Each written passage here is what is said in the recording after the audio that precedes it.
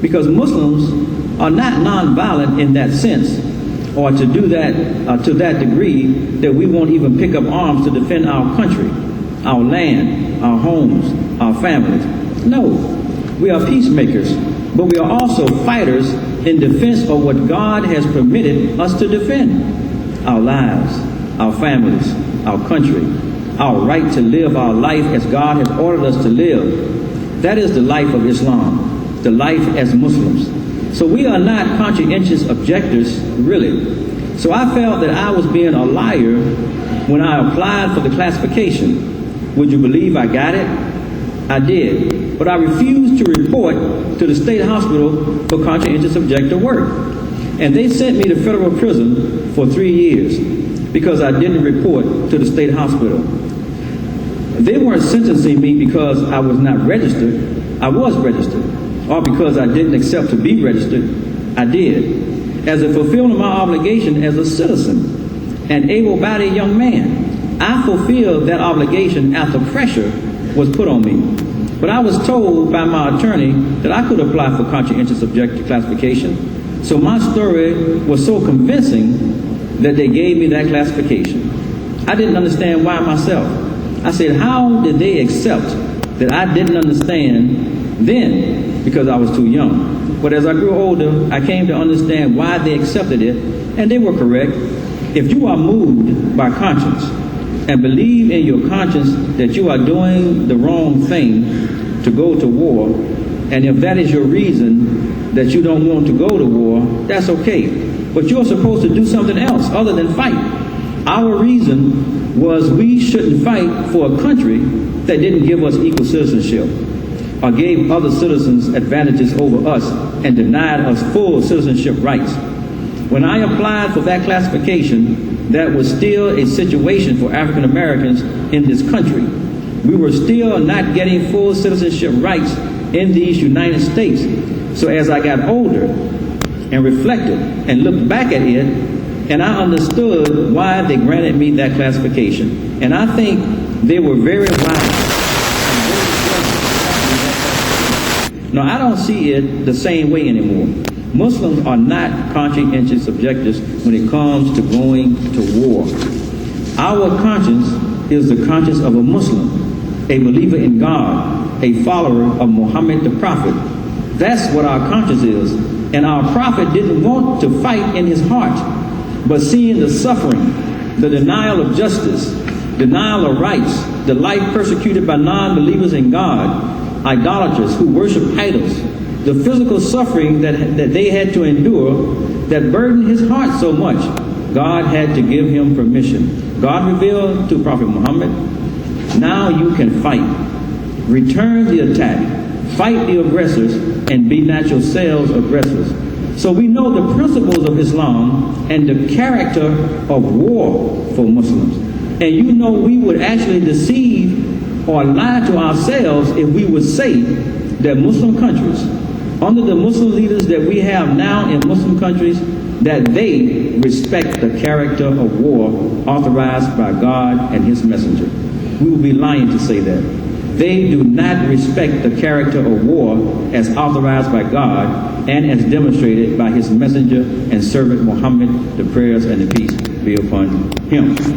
I close with that quote, and we want to bring up now dear brother Ajib Abdul Samad, who served in the Army in the Vietnam War, and he's going to speak about an opportunity that is opening up, that's been there, that he's benefiting from as in his veteran status with a veteran company that's serving Muslims in the military. Ajib.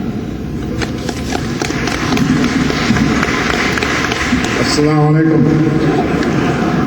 Ashhadu an la ilaha illallah, ashhadu anna Muhammadan abduhu wa rasuluhu. Ashhadu an la ilaha illallah. Imam has already introduced me, but let me take it a little further. Many of you remember the fourth Sunday hookup. I'm the brother who designed the fourth Sunday hookup so that our Imam could speak to the whole country, and also design the method of producing cassette tapes in mass numbers. So I've been working, inshallah, for the community and, of course, for myself for quite a while. I'd like to thank the board of Mosque Cares. I'd like to thank our brother, Deen II. I'd like to thank the panel here. It's great to be a member of the military. I was ostracized when I first came in the military for being proud. In the community for being proud of being a military member. But beyond that,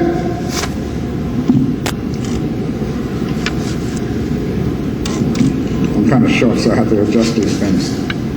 But beyond that, we want to say that in addition to getting energy, in addition to getting support, in addition to getting the right minds and things from the military, we can carry that over into our community, our Muslim community, which leads us to another subject. As the Imam said, we're in the business of helping our community.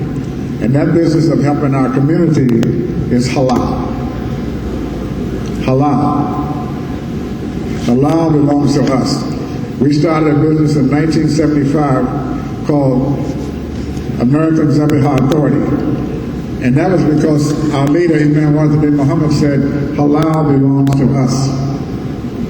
Halal belongs to us. So how do we benefit from halal belonging to us? The way we benefit from halal belonging to us is, once I said to Imam Mohammed, I said, Brother Imam, I said, I believe that as Allah blessed the Saudis with oil, He blessed us with halal. He said, Ajab, I like that.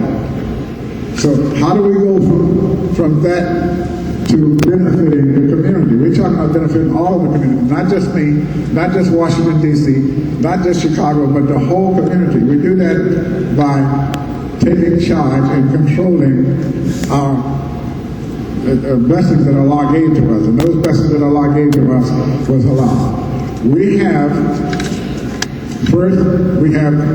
the information, we have the data, we have the laws and regulations.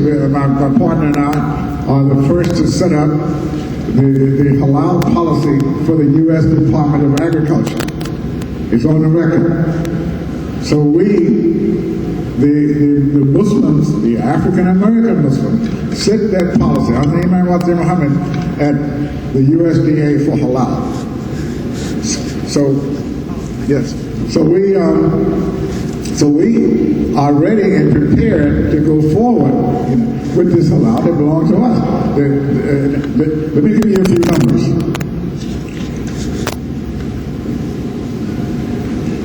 There's a company, and there are only four.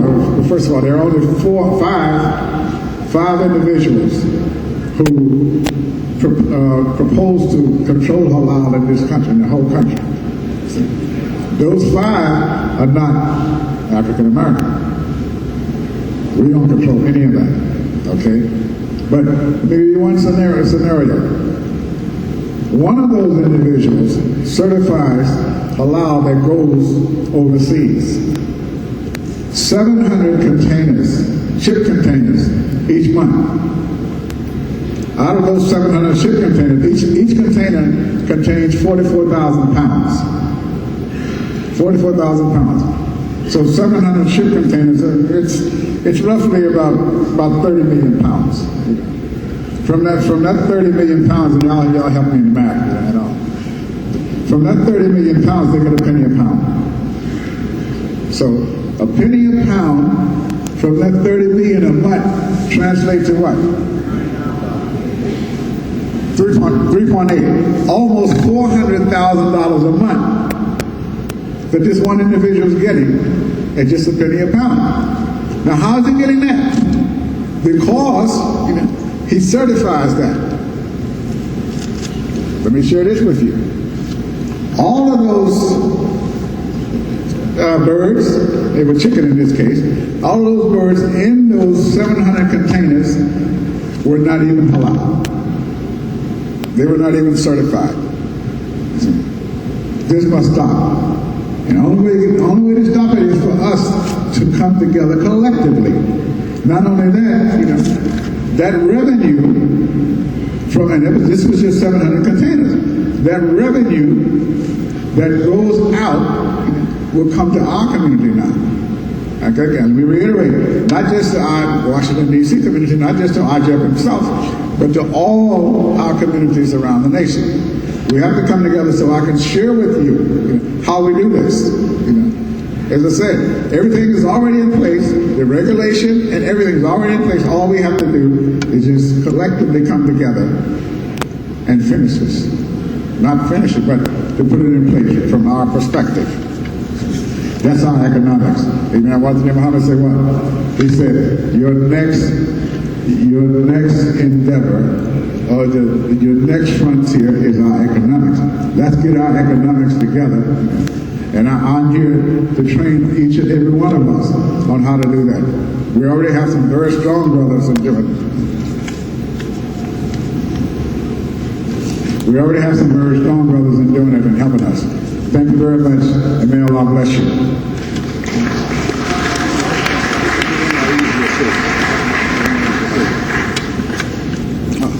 By the way, we just made another step, not just made another step, but MREs. How many of you got the military heard of MREs? MREs, the acronym stands for Meals Ready to Eat. Meals Ready to Eat. We're in the business now of doing MREs. Now, let's go back to this one container for 44,000 pounds. From one container to make MREs, we can make something like the equivalent of 8 containers from MREs. So imagine a penny a pound for that. Of course, we get a little more than a penny a pound making the MREs, but that's our next frontier, and that's the avenue that we're going on now. Nobody can stop us, but we need your help. Thank you very much.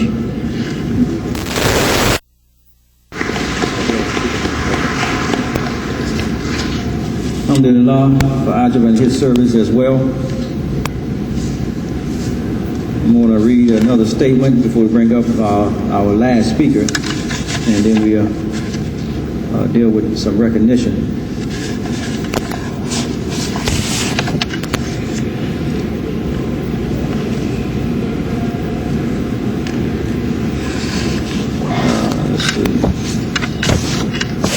This is still a part of that 1998 conference where the Imam was introduced by the general from the United States Air Force. So again, he's listening to this.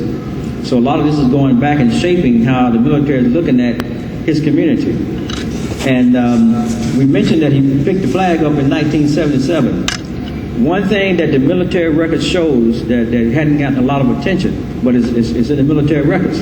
In 1977, right after from that time on, in that year, they saw the biggest increase of Muslims in the military from that point on. That year and from that point on, they began to see that after he made the move that he did.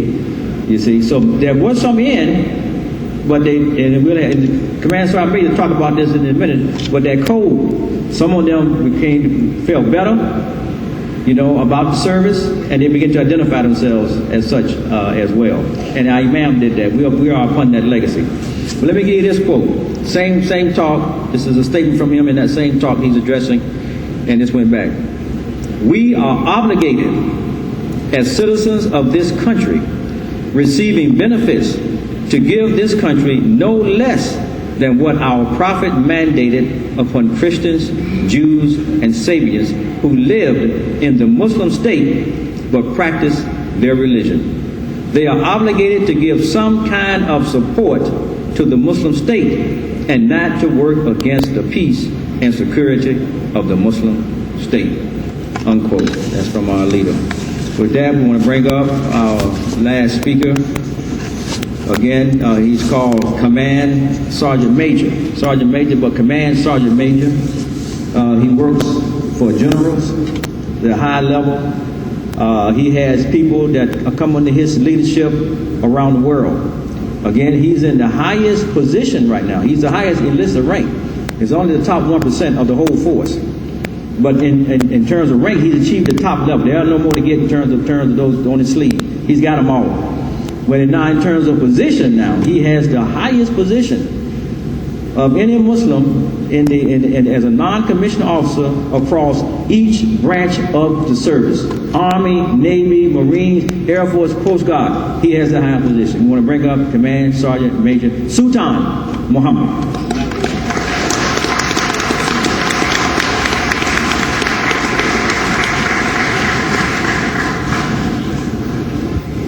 Assalamu alaikum.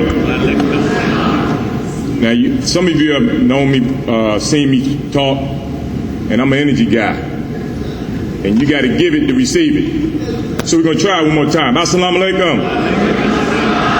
I feel a whole lot better coming in for you. Bismillah ar-Rahman ar-Rahim. I bear witness that there is no God but Allah, and Muhammad is his messenger. May peace and blessings be upon him. I stand before you today a humble, privileged, honored human being. So normally the way things work in the military forces is that the active duty person normally starts off, and then we give honor to the retirees or the folks who blaze the trail. This time we did it right. We let the folks who blaze the trail come up and talk to you first, and then you bring the guy in that's still out there trying to make his bones, as they say. I'm still got my sleeves rolled up. I'm still sweating on the top of my head, and I'm still getting after it. And here's the reason why. What I would tell you is I've transitioned over 3 decades of things in my life. So those of you know, I'm a product of Captain John out of Newark, New Jersey, Yahya Mohammed. I'm his son. He got 4 sons and 4 daughters, and we all still in the business. We was built for this. That's why I'm where I'm at today. I was trained by the best before I put on a uniform. That's what happened. I was trained by the best before I put on a uniform. Brother Kareem back there knows me very well. And folks who are, and all the sisters, I was trained by sisters, not males. My father taught me, and he disciplined me, but my mama taught me how to do things that was right, gave me the compassion and leadership to do this business. And this is a tough business that we in, ladies and gentlemen. This is a tough business that we in. So I got 3 things I need your help with. I got 3 things I need your help with. We, in this business, got to stay relevant. You got to stay relevant. Sister talked about it yesterday. She almost had me on my knees. And I'm going to tell you something. I work for some powerful folks in political, congressmen, generals, senior executive service members. I work for them guys. And when I walk in the room, they ask me what do I think about certain things, and I got to tell you, if I'm not relevant, you don't get a seat at the table. And here's what one of them told me. He said, hey, Muhammad, if you don't stay relevant and get to see the table, you know what you become? Listen to it and listen to it good. You become the menu. Let me tell you something. You do not want to become the menu. There are too many Muslims that blaze this trail for us to become the menu. You got to take a seat at the table. And when you get at the table, you got to be what? Let me hear it. You got to be relevant. It's as simple as that. You got to understand this business. And this is a tough business. And let me tell you something. I asked my father before he passed, I said, Pop, I don't know why I'm being blessed with so many promotions, you know, these awards and stuff. He said, man, you built for this. He said, what are you crying for? Go to work. Get out of the room. He said, you built for this. Now let me tell you something. Being built for something, don't necessarily, we don't get it when it starts happening to you. I didn't know I was built for this. I didn't know I was supposed to be out there in front of folks, talking to folks. I told the brother yesterday, the brother told me, he said, I'm not good at talking in front of folks. Me neither. They put 5 in front of me, I had to have something to talk to them about. They put 25 in front of me, I had to have something to talk about. They put 300 in front of me, I had to have something to talk about. They put 27,000 people who I represent now, I had to have something to talk about. I represent you.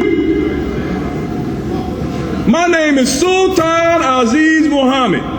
My father ain't named me that by accident. I didn't even realize it until I started looking the name up. It wasn't by accident. Command Sergeant Major Sultan Aziz Mohammed. It wasn't by accident. So I need your help. We got to stay relevant. We got a lot of Muslims that's in the military. And here's why I need your help. You got military members in your family in the military right now. And some of them are Muslims. And here's why I need your help. If you want me to help you, you got to help me. You got to tell your member, your Muslim member, I need you to do this now. This don't cost you no money. So I ain't asking you for 1 cent. I'm just asking you to have a conversation. I need a conversation. Here's the conversation. Are you documented with your armed forces? Oh. Document. What does that mean? That don't mean label. That mean are you documented? Because guess what? Here's what the clerk do when you come in. Religion preference. And you say, you don't say nothing, you know what they do? They count them in their numbers. So they assume that they're Christians. They assume that they're Baptists. They assume that they're Jews. And guess what? As their numbers go up, our numbers go down. And guess what happens when your numbers go down? You can't get a seat at the table. My chaplain came to me and said, Sergeant Major Mohammed, he said, you're the only documented Muslim in our organization. 27,000 people. There's 100 people in that building that go to Jumu'ah. Muslims. Not documented. I was confused. So I told him, I said, then that's my fault. You know why it's my fault? Because I'm the defense logistics leader in that organization. And oh, by the way, just happened to be Muslim. So if I didn't give him the right path to get to be documented, then it's my fault. I take fully blame of it. So here's why I need your help. Once again, have a conversation. I need you to have a conversation to tell your military member, go to your personnel service office, get documented. And when you get documented, this is going to happen. Our numbers will go up. You'll see more chaplains in our military service. They'll get more help. And then when it comes time for me, because I'm finna transition, that's why I'm in this nice, I'm in the uniform of the day. You know, the military got a thing called a tire. And one thing Yahya taught me, and those who know, he said, man, you better not ever go nowhere representing me looking bad. Don't happen in our family. So he taught me that a long time ago. So when I put my uniform on, everybody knew my stuff was going to be tight. Then I had to teach the other folks how to do it, became to do something. So here's where we are. So you got to stay relevant. You got to get what? You got to get documented. And if you do those things, then the MARVA, the Muslim American Veteran Association, can help you. Because see, I got to get out of here. And they broke me. They broke my back. They broke my leg. They broke my arm. This brother tell you he ain't second airborne. I got 75 jumps out of a high performance aircraft. People say, why you do that? Well, I just like doing it. It was fun back then. But guess what? I ain't doing it no more. And oh, by the way, all of them was night jumps. And they said, well, why was they night jumps? I closed my eyes every time I got out of there. The guy in charge of the plane, I got my eyes closed. You know why I had my eyes closed? Because I know Allah was going to have me have a safe landing. I hit all 5 points of performance: feet, land, head, butt. So here's again, I need you to be relevant, I need you to get documented, and I need you to reap your benefits. They roll off for us. I got me a nice house, I can go get a loan, I got education. My daughter going to school because I did 4 tours in a combat environment for free. Not only is she going to go to school and get a scholarship, right? They pay for her in her room. They're going to pay for it. I don't have the money to do that. You got the money to do it. If you do, tell me your plan. I'll come join your benefit plan. But they already got the plan out there. So we got to be relevant. You got to be documented. And you got to do what? Reap your benefits. That's what it's all about, reap them benefits. And I'm here to tell you, that's why I serve in this business. This man right here, see, before we had folks that went in the Army, got out, service, Army, Navy, Air Force, Marine, I represent all of them. This guy retired from the military after 30 years of service. 3 decades. That's a long time. Y'all don't know what that means. I got 31 years in right now. That's a long time. This brother was civil service, 38. That's a long time. Being away from your family. So when that sister was talking about them imams being away from them family, I remember my daddy gone. And my mama keeping the blazing trail in there. I remember that. That was relevant to me. I look at my family come back and they're looking at me like, well, you know, Dad, you did it because, and we're happy of you. So do the honor, because God first, do the honor. And this is my country. You know the worst, I'm gonna leave you with this. I Googled myself one day, and y'all Google yourself? No, you didn't do it. You need to Google yourself and see a guy like me that's always in some type of forum. I had to Google myself because my boss Googled himself and found out he was dating some other woman. This is true stuff. People are robbing people's identities. So I Googled myself. There's a blog on there, see no evil, hear no evil, speak no evil. It's on my page. And they said, how did this guy get to run 1/5 of our military services and he's a Muslim, we at war with the Muslims? That's what they asked about me. Who gives you the right to question my loyalty to this country? After 31 years of service, I was built for this. You was built for it. My father went to jail. He didn't go to war. I remember the day in 1983 when my mother followed behind the car crying, my son can't go to war. He can't join the army. I don't want that. Now you know what my mother's saying? Best thing ever happened to him. Because I'm trying to stay relevant. I'm trying to make sure everyone in the forces is documented. And I'm telling you, in a year from now, I'm going to reap my benefits. And I'm going to turn them benefits over to you. And just because I retired out of one service doesn't mean I'm finished with this service. I'm here to tell you, I got the energy, I got the strength, I got the motivation, I got the determination, I got the willpower of these individuals that are standing before me and around me. I'm here to, you know what I did today? I came to this convention to put energy back in the bank. Because see, they're taking away from you and rob you. So this is what's happening. You come here to put energy back in the bank. Because them energy vampires are taken away from you. Muslim this and that. Hey, look, I get it too. Because I wear my name on my shirt. I said the most important thing I got on that uniform is my name and my word. And when they go, I no longer exist. Brothers and sisters, it's a pleasure standing before you. I'm truly humbled. Please support this mission. Please support this organization. And I'm telling you, I got about a year and a half. If you need somebody to go to work, listen, I high crawl, low crawl, and I can jump out of a plane. So you can drop me in any combat zone in the United States of America, because we at combat. And I saw it with these eyes. I know what combat is. I'm here to tell you, just because I ain't got a gun in my hand, and a helmet on my head, and a rucksack on my back, that we ain't in combat. Walk outside and see. You know you're in combat. Heard a brother get killed by another Muslim. That's combat. We're at war against ourselves. Let's fix that.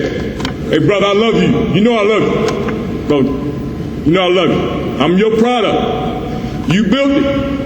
And if y'all don't like what he built, build another one like the brother said. We got the 3 tiers. He said it was built in 3 tiers. I'm tier number 2. The proudest thing I like to say is that I'm 2nd generation Muslim. I'm not 1st generation, I'm 2nd generation Muslim. I was born into it, and I accepted it just like everybody else. I love this religion. I love being a Muslim. Man asked me a couple days, he said, what would you give up if you had to get what you wanted? I said, man, I give up everything in my religion, because ain't nothing else better than my religion. Period. Exclamation, quotations, what's that, hashtag? Oh, whatever you want to do.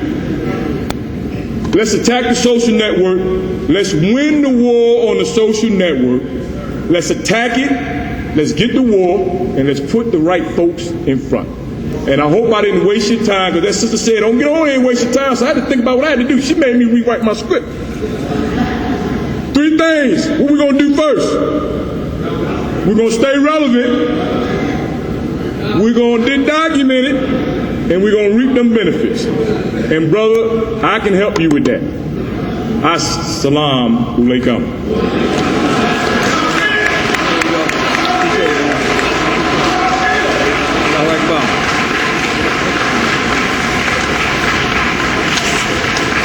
That's command, Sergeant Major. Yeah, we love our brother.